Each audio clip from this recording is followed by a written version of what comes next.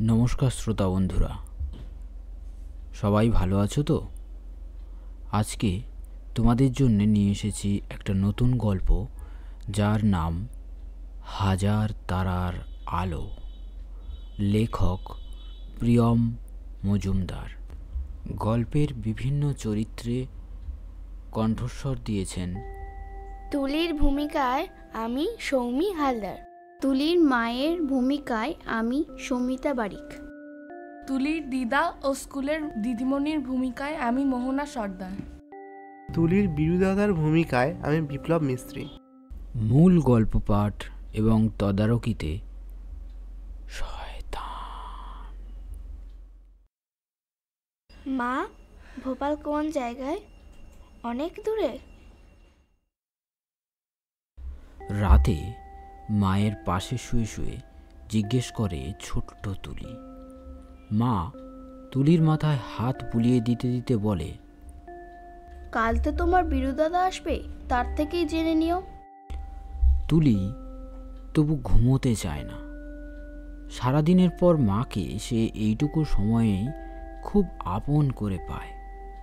বাবা তো কাজের সূত্রে দূরে থাকে, কয়েক মাস অন্তর একবার বাড়ি আসে। তুলির মা একটা স্বেচ্ছাসেবী সংস্থায় কাজ করে। সারা দিন কাজ করে ফিরে মা যখন রান্না করে, তখন তুলি রান্নাঘরের বাইরে বসে থাকে চুপ করে। পাশের ঘর থেকে দাদু ঠাকুমার টিভির আওয়াজ আসে। তুলি শোনে সব। তারপর খাওয়ার পর তুলি যখন ঘরে চলে আসে, তারও কত পরে মা আসে ঘরে। এখন সময়টা কেবল ওর আর মায়ের। তুলি আবারও জিজ্ঞেস করে, মা, ভোপাল থেকে কি বিরুদাদা একাই আসবে? অনেক দূরে ভোপাল? মা এবার মিছিমিছি রাগ দেখিয়ে বলে, কাল সকালে বিরুদাদা এলে জিজ্ঞাসা করবে, এখন ঘুমিয়ে পড়ো, অনেক রাত হয়েছে। তুলি চুপ করে যায়। তুলি বুঝতে পারে না কত রাত হয়েছে। তুলির কাছে সমস্ত সময়টাই রাত। তুলি জানে না দিন আর রাতের পার্থক্য কী।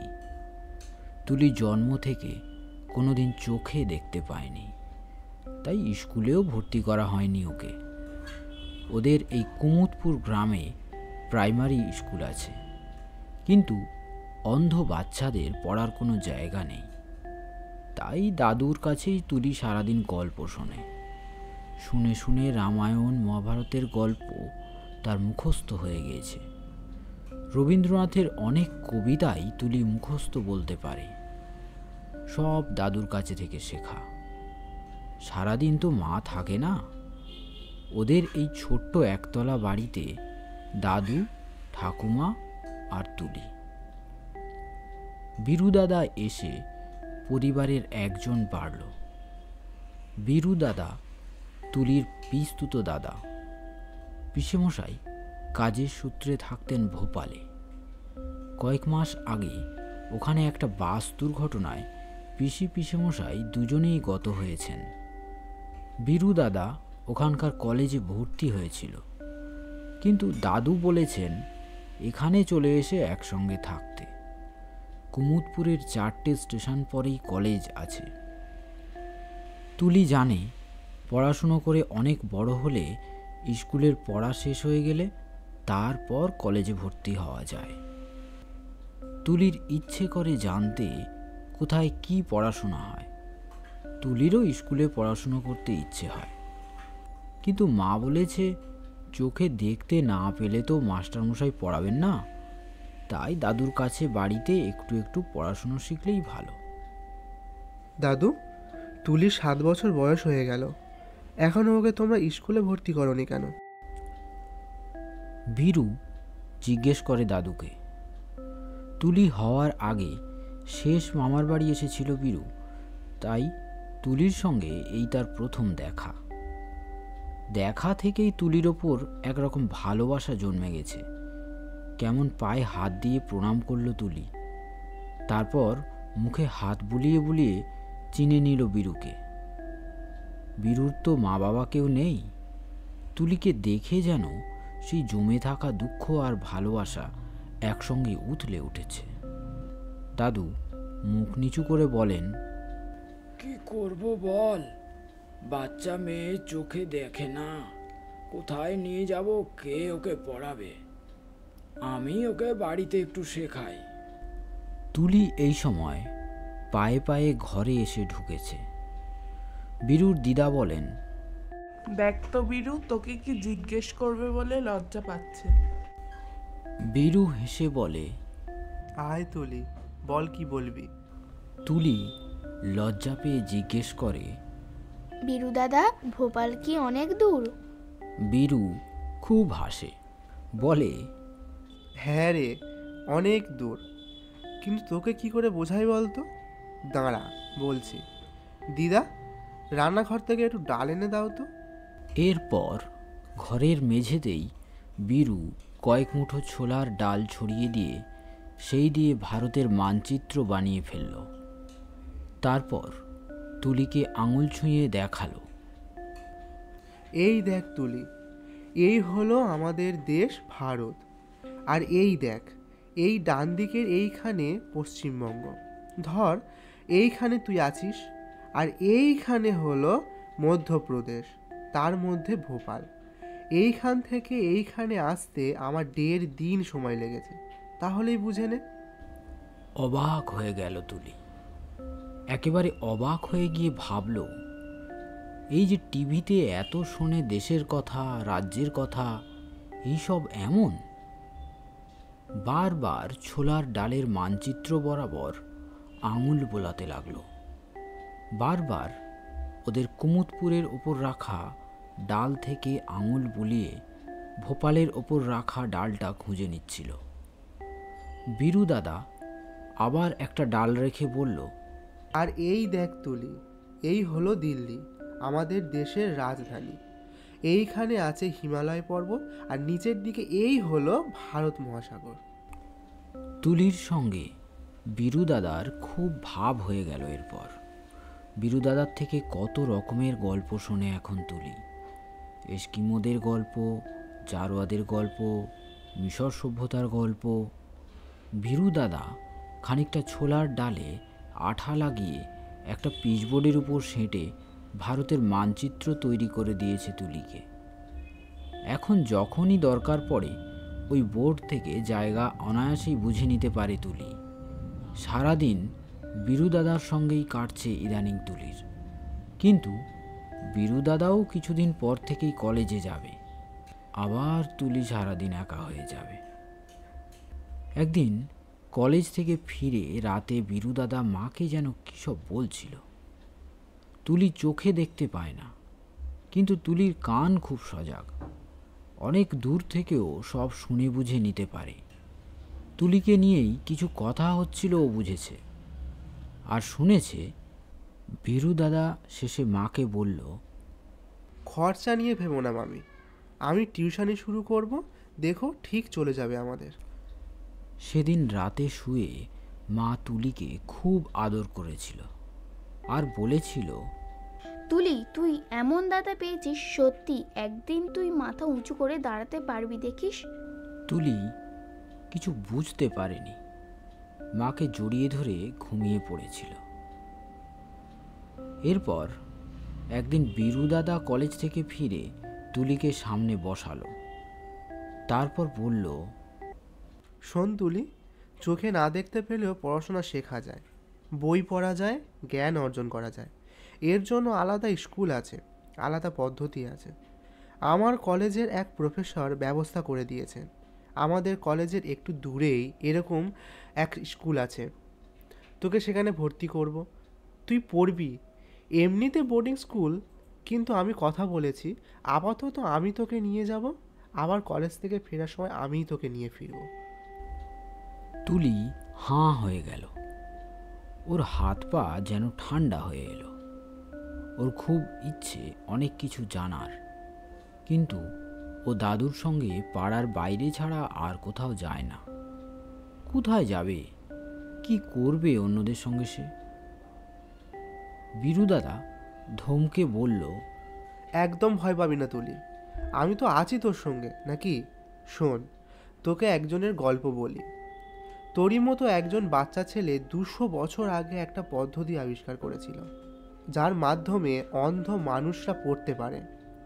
তার নাম ছিল লুই ব্রেইল, ফ্রান্স দেশের মানুষ। ছোটবেলায় যখন তার বয়স 3 বছর, তখন তার চোখে একটি বড় সূঁচ বিঁধে যায়। তারপর থেকেই তিনি অন্ধ হয়ে যান। অথচ পড়াশোনার তার খুবই ইচ্ছে, নানাভাবে পড়াশোনার চেষ্টা চালাতে লাগলো। তারপর 1824 খ্রিস্টাব্দে, যখন তার বয়স মাত্র 15 বছর, তিনি আবিষ্কার করে ফেললেন এই পদ্ধতি, যার নাম ব্রেইল পদ্ধতি। কাগজের উপর ছোট ছোট বিন্দু একটু উঁচু করে ছাপা থাকে, যা আঙুল দিয়ে স্পর্শ করলেই বোঝা যায়, আর সেই অনুভূতির মাধ্যমেই সমস্ত অক্ষর বোঝা যায়। যেমন বইয়ের ছাপা হরফ দেখে দেখে পড়া যায়, তেমনি এই ব্রেইল পদ্ধতিতে ছাপা বই স্পর্শ করেই পড়া যায়। তুই এইভাবে পড়াশোনা শিখবি তুলি। ব্রেইল সাহেব যদি সেই 19 শতাব্দীতে এই কাজ করে যেতে পারেন, তাহলে তুই কেন পড়াশোনা শিখে মানুষের মতো মানুষ হতে পারবি না? তুই যে আমার ছোট বোন, তুই কম কিসে? তুলি চুপ করে বসে থাকে বীরু দাদার হাত ধরে। দু চোখ বেয়ে জলের ধারা কেবল। তুলির দুই চোখ যেন কেবল অশ্রু সিঞ্চনের জন্যই রয়েছে। বীরু দাদা শক্ত করে চেপে ধরে তুলির হাত, বলে, আমিও হয়তো বেশি দিন এখানে থাকবো না। কলেজ শেষ হয়ে গেলেই আমি বিশ্ববিদ্যালয়ে পড়তে চলে যাব। কিন্তু তুই এগিয়ে যাবি তুলি। আমায় কথা দে, তুই একদিন অনেক বড় হবি, সব প্রতিবন্ধকতাকে জয় করবি, সকলের কাছে প্রমাণ করে দিবি তুই কিছুতেই কম নয়। আমি গর্ব করে বলতে পারবো, তুই আমার বোন, আমি তুলির দাদা। আজ ভাই ফোঁটা। বীরু দাদা কুমুদপুর আসবে অনেক বছর পর। সেই যে কলেজ পাশ করে বিশ্ববিদ্যালয়ের পড়া করতে চলে গেল বীরু দাদা, সেখানে পাশ করে যুক্ত হয়েছিল গবেষণার কাজে। তারপর কাজের সূত্রে এখন থাকে দিল্লিতে। সেই দিল্লি। একদিন দাদুর ঘরের মেঝেতে ছোলার ডাল ছড়িয়ে মানচিত্র বানিয়ে বীরু দাদা তুলিকে হাতে ধরে দেশের রাজধানী চিনিয়ে দিয়েছিল যেখানটায়। বীরু দাদার কথা রেখেছে তুলি। সে নিজেও অনেক বড় হয়েছে এখন। বীরু দাদা কলেজে যতদিন ছিল, তুলিকে রোজ দৃষ্টিহীন বিদ্যালয়ে নিয়ে যাওয়া আসা করত। তারপর বীরু দাদা কলকাতায় হোস্টেলে চলে গেল। তুলিকেও ভর্তি করে দিয়ে গেল ওইখানকার বোর্ডিংয়ে। তুলি একটু দেরিতে ভর্তি হয়েছিল, কিন্তু বেশি সময় নেয়নি সব কিছু রপ্ত করতে। স্কুলের দিদিমণি আদর করে তুলিকে শেখাতেন সব। বলতেন, তোর মাথা খুব পরিষ্কার তুলি, ভালো করে পড়াশোনা করলে তুই অনেক উন্নতি করতে পারবি। তুলিও খুব মন দিয়ে পড়াশুনো করতে থাকে। প্রাইমারি পেরিয়ে হাই স্কুলের পড়াশুনো শুরু করে। ভালো করে পড়ছিস তো তুলি? তোকে কিন্তু অনেক বড় হতেই হবে। প্রতি মাসে একবার করে বোর্ডিংয়ে এসে বীরু দাদা খোঁজ নিত তুলির পড়াশুনোর।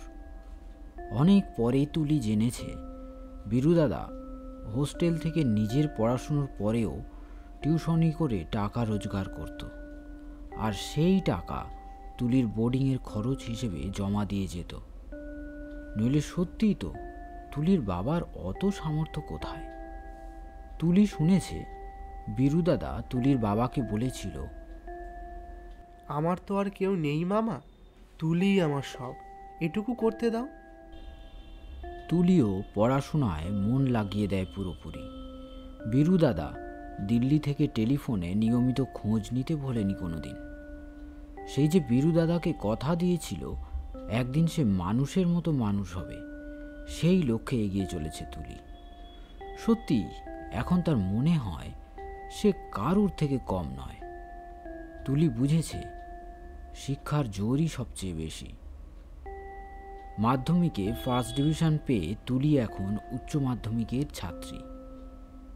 আরও অনেক পড়াশুনো করবে তুলি, কলেজে যাবে, আরও অনেক কিছু শিখবে, জানবে। এখন তুলি নিজে অন্য দৃষ্টিহীন ছোট ছেলেমেয়েদের গল্প শোনায়। এস্কিমোদের গল্প, জারোয়াদের গল্প, মিশর সভ্যতার গল্প। ভাইফোঁটার থালায় মিষ্টি, চন্দন, দূর্বা সাজিয়ে তুলি চেঁচিয়ে ডাকল, বীরু দাদা এসো। পাশের ঘর থেকে বীরু দাদা এসে ঢুকল। দেখল সেই ছোট্ট তুলি আজ কত স্বাবলম্বী। শিক্ষাই মানুষকে প্রকৃত আত্মনির্ভর করে তোলে। কতবার শিখিয়েছে সে তুলিকে, আজ যেন নিজের চোখেই তা প্রত্যক্ষ করল। ফোঁটা দেওয়া হয়ে গেলে বীরু দাদার পায়ে হাত দিয়ে প্রণাম করল তুলি। বীরু দাদা হাসি মুখে বলল, সত্যি আজ গর্ব করে বলছি তুলি, আমি তোর গর্বিত দাদা। আরও অনেক বড় হবি তুলি, অনেক। প্রদীপে হাত ছুঁয়ে তুলির মাথায় হাত রেখে আশীর্বাদ করল বীরু দাদা। প্রদীপের আলো তুলির চোখে লাগেনি কোনোদিন, তবু তুলির চোখে তখন হাজার তারার আলো।